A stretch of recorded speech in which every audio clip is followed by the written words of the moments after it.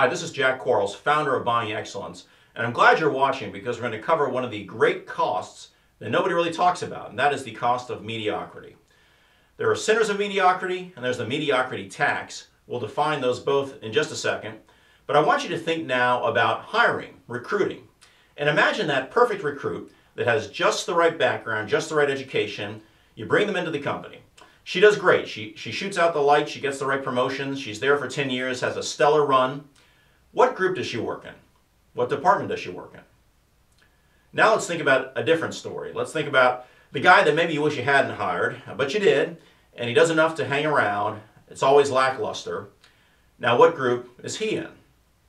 So what you've identified for the star is a center of excellence, something your company does extremely well. What you've identified for the dud is what I'd call a center of mediocrity. Now that's something that you don't and you probably couldn't sell to the marketplace.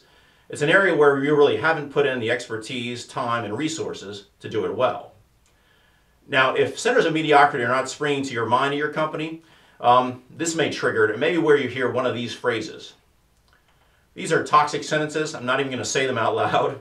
But when you hear these at your company, you know that the team is working far below its peak. What you may not realize is that it's killing your profitability. We're going to explain how here in an illustration. So we'll take the example of a company that has 100 employees and about $8 million in the compensation expenses.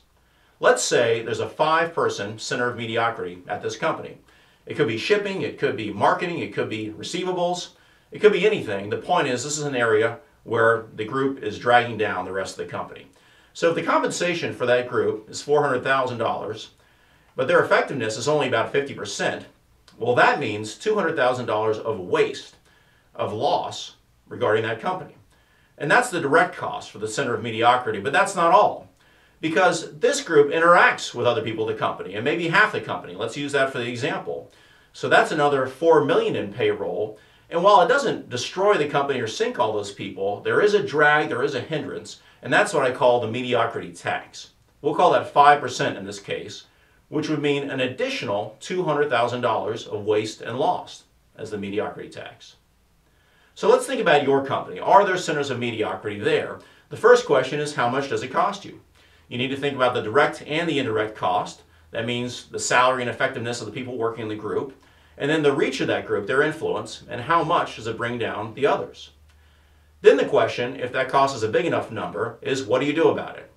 And really there are only 3 options. You can stop doing that activity, depending on what it is that may be a choice or may not. You can fix it. You can put in the attention, put in the resources to bring that up to the level of excellence that you want from the rest of your company.